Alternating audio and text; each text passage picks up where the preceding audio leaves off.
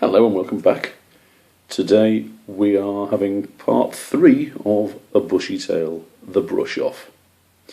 Now, I do have to warn you that this section does contain some very, very bad accent acting.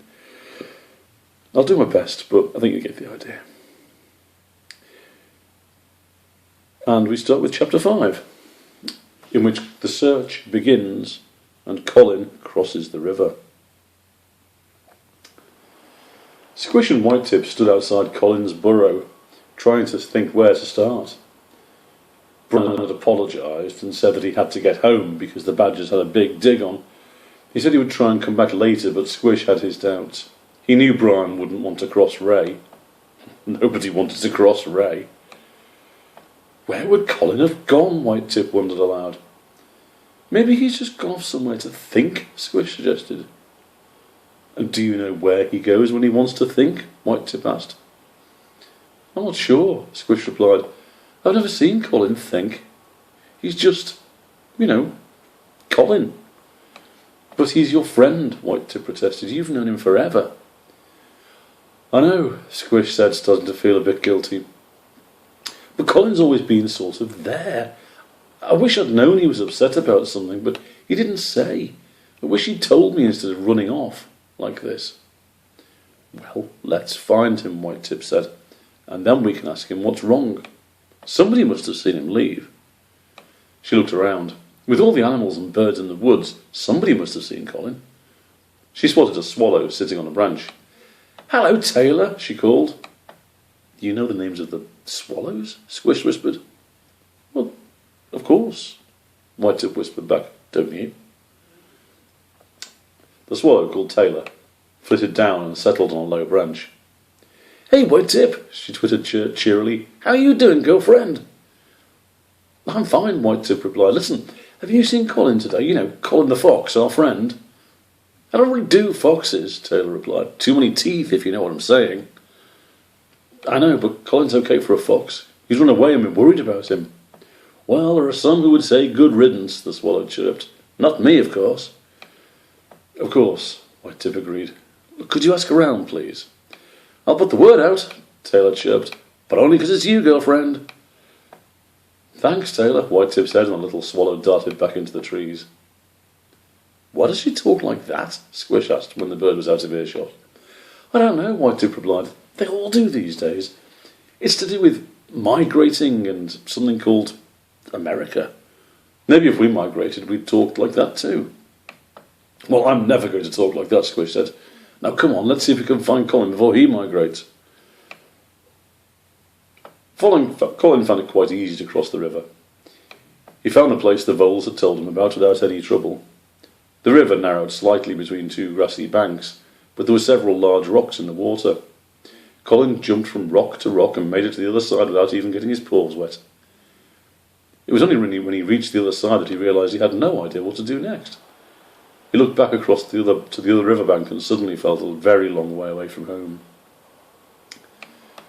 Despite his loneliness, Colin found that he was also still felt very hungry. There was a thick clump of brambles nearby, its thorny branches weighed down with plump blackberries. Colin tasted one. It was so delicious that he had to have another one, and another one, until his stomach felt full and his whiskers were purple. He burped and immediately looked around, waiting for his mother to tell him off. But of course, Viv wasn't there. So Colin let out another long, blackberry-flavoured burp, just because he could. He thought about how Squish would have laughed at this, then felt sad that he might never see his friend again.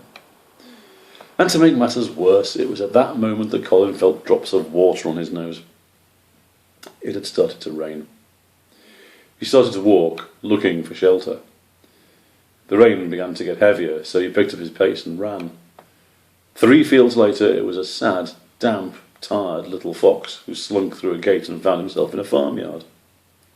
Colin knew about farms, of course. He had heard the birds tweeting about them.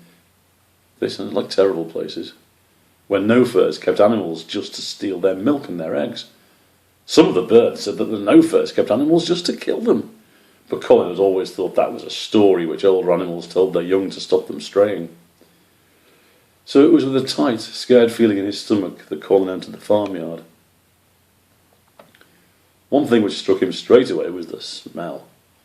As well as the normal animal smells he was used to, there was a horrible smell in the air. It reminded Colin of the smell you get from by the big black path when the no-furs had been rushing past in their metal boxes, only stronger.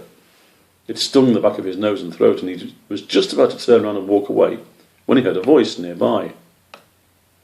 "Moo," it said. Colin looked around and saw the biggest animal he had ever seen looking at him over a fence. The animal was white with large black patches and was watching Colin with large liquid brown eyes. It seemed to be chewing something with great relish. "Moo," it said again. Hello," Colin said. "Moo," the animal replied and carried on chewing. "I'm a bit lost," Colin tried again. "Is there somewhere I can shelter from the rain?" "Moo," the large animal said. "I wouldn't bother," a new voice interrupted from nearby. Colin looked up and saw a cat sitting on a fence post. The cat was black, with white patches around its nose and on its chest, and had what might have been white paws if they were not brown with mud. The cat looked at Colin with the greenest eyes he had ever seen, and jumped down off the post and landed next to him. There's no point in trying to talk to a cow. They only chew grass and say moo. I suppose they know what it means, but I've never figured it out. The cat sat down near Colin and began to lick her paws. After a while she stopped, then looked up and studied Colin. "You're a funny-looking dog," the cat said. She cocked her head on one side, then slowly circled Colin, sniffing and staring. "Hang on," the cat said. "I'd know that smell anywhere. You're a fox." "Well, no, you're probably the most miserable excuse for a fox I've seen." "Oh, thanks," Colin replied sarcastically. "No problem," the cat said. "I wouldn't hang around here if I were you, though. If the farmer sees you, you'll be a miserable, dead excuse for a fox. He shoots foxes, even pathetic ones like you." Colin felt a cold stab of fear run through him. "Shoots foxes?" he echoed. What's that? It sounds bad." "You wouldn't know much about it if it happens," the cat said. "It's because of what your lot do to the chickens. Mind you, I don't know what he'd be worried about with you. I can't see you bothering the chickens. They're all bigger and harder than you." Despite his fear, Colin was suddenly very annoyed. "Excuse me," he said, as politely as he could, "but we hardly know each other, and all you've done is insult me." "Oh, sorry," the cat said, sounding just as polite, but not sounding like she actually meant it for a second. "You wouldn't have a chance of saying my cat name, but everyone calls me Boots." "I'm Colin," Colin replied, sorry. "Great," Boots said. "We know each other now, so can I carry on insulting you?" "What kind of a name is Colin, anyway?" "You wouldn't have a chance of saying my fox name," Colin said grimly. Boots laughed, although it sounded to Colin more like a yowl. "That's a good one," Boots said. "I like that. You're not so bad for a fox. Anyway, come on, let's get you out of here before the farmer turns you into a hat." Boots set off back through the gate to the farmyard, and Colin had to jog to catch up. "Where are we going?" he asked. "Somewhere you might be a bit safer. I'll take you to meet some of my mates." "Yes, but where?" Colin asked again. "Oh, it's not far. It's a place the no-furs called Town." Squish and Whitetip didn't hear anything from Tailor the Swallow until the next day. It had been raining, but now it had stopped. They were out burying some acorns. There was a flutter of wings, and a little swallow landed on a bush. "I've asked around," she said. "Have you found Colin?" Squish asked. "Is he okay? Where is he?" "Hey, one thing at a time, dude," the swallow replied. "It wasn't easy. Some of those sparrows and swifts, they're a bit, dim, if you know what I'm saying.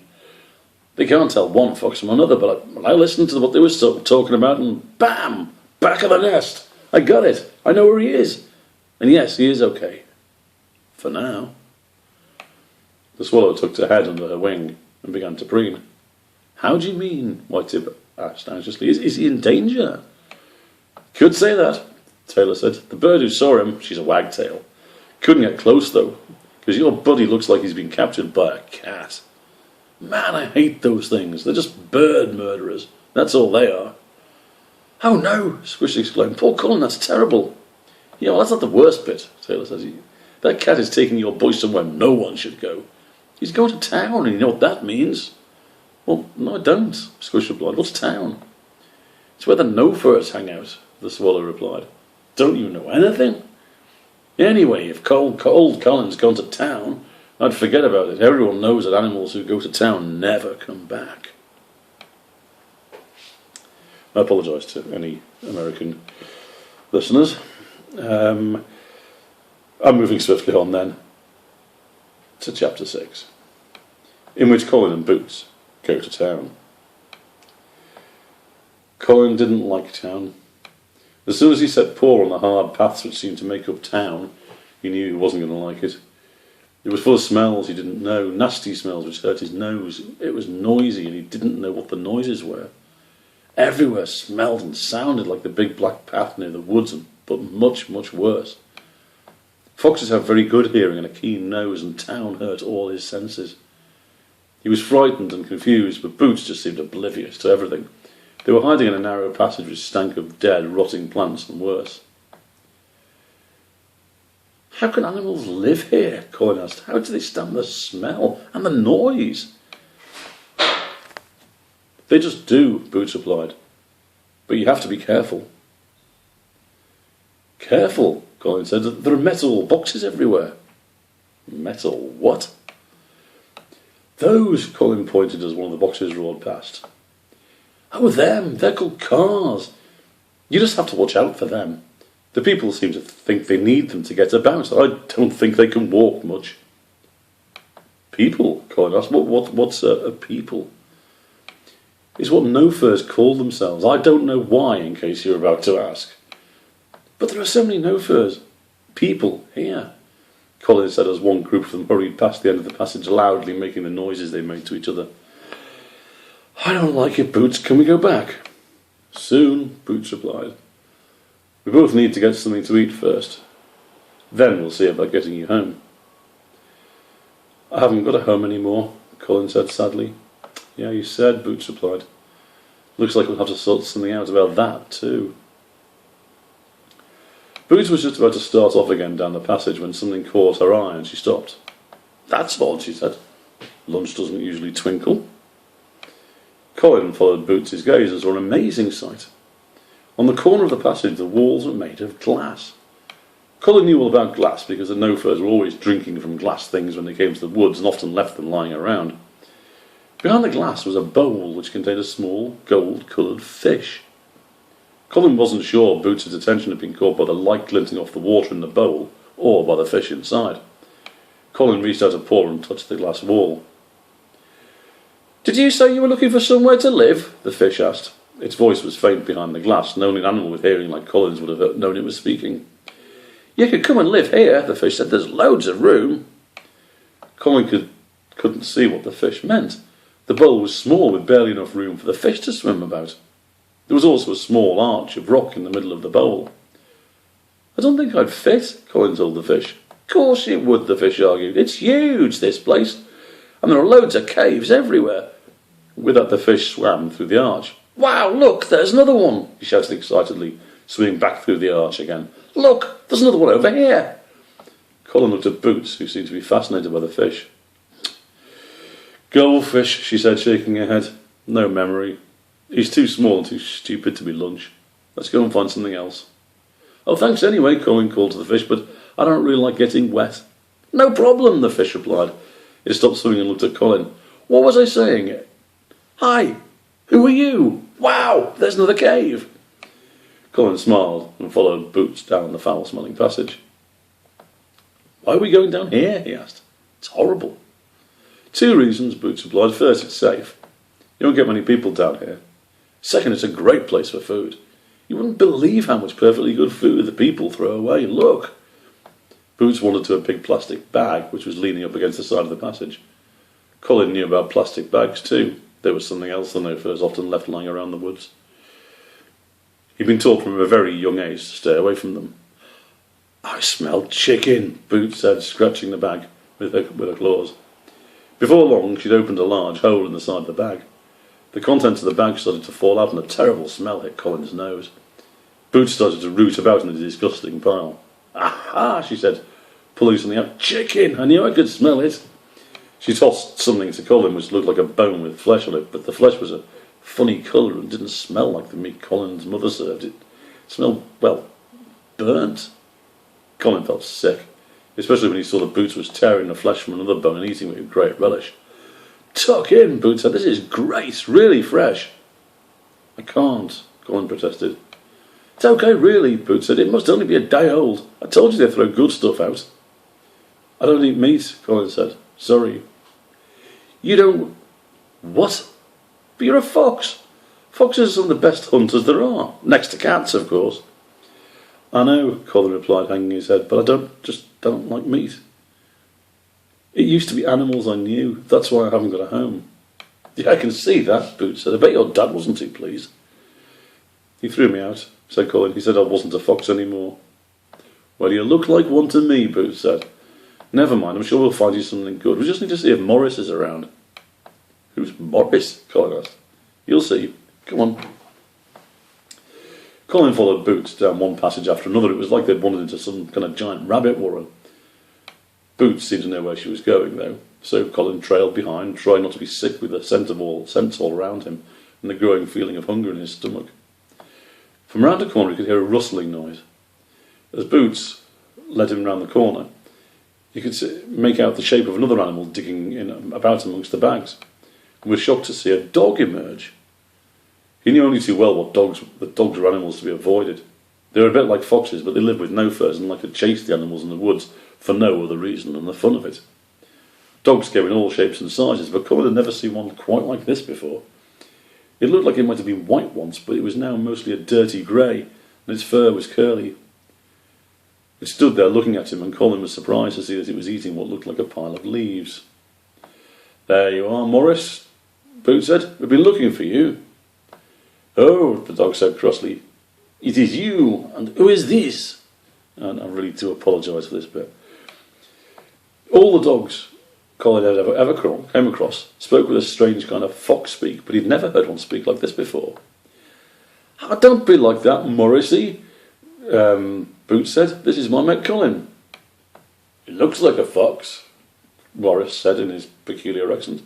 "And I've told you before not to call me that. My name is Maurice, not Morris, and definitely not Morrissey." "Yeah, oh, sorry, Morris," Boots said, pronouncing it in exactly the same way as he had before. "Anyway, thought you might be able to help Cole out. He's a fox, yes, but he's okay. He doesn't eat meat and wants to know what veggies are good." "Oh, why did you not say, you silly cat?" Morris explained. "Welcome, my friend. It is rare enough to meet another dog who doesn't eat meat, but not a fox. Never a fox. Come with me. You have some treats in store for you. Those no-furs do not understand how delicious vegetables are, and always throw away the best bit. Come, my friend. We have a feast."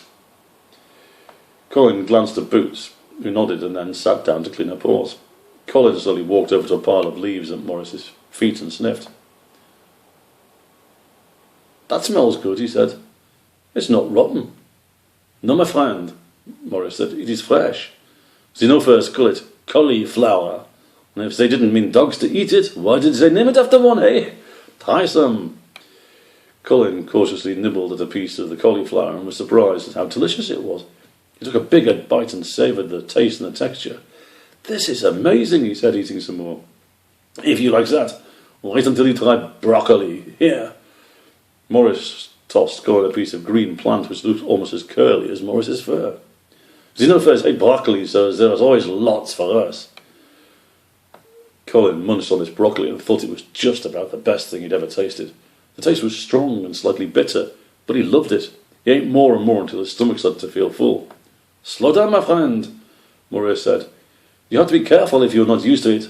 It tastes great now, but later on, shall we just say, as the wind, she gets up, eh?" "Do you live here?" Colin asked. "Don't you have a home either?" "The streets are my home," Morris said. "There are lots of us. As humans try to catch us, but we resist. We talk to each other, share the best food places." Colin stopped eating and sat there with half-chewed leaves around him, feeling full and happy. "You certainly know the best places," he told Morris. "That has to be the best meal I've ever had." "Well, that's lucky," a new voice said. It was a low, rumbling, threatening voice. Colin peered into the gloom further down the alley. and could make out a huge shape lumbering towards them. Guys, Boots said, I hope you're not too full to run. As Boots spoke, Colin could suddenly see the shape was the biggest dog he'd ever seen. It growled, and it seemed to Colin like the whole passageway shook. This is my alley, the dog roared. I've warned the poodle before. I'm glad that was the best meal you've ever had, little fox, because it was the last meal you'll ever have. And on that note, come back tomorrow for the next part. Thanks very much.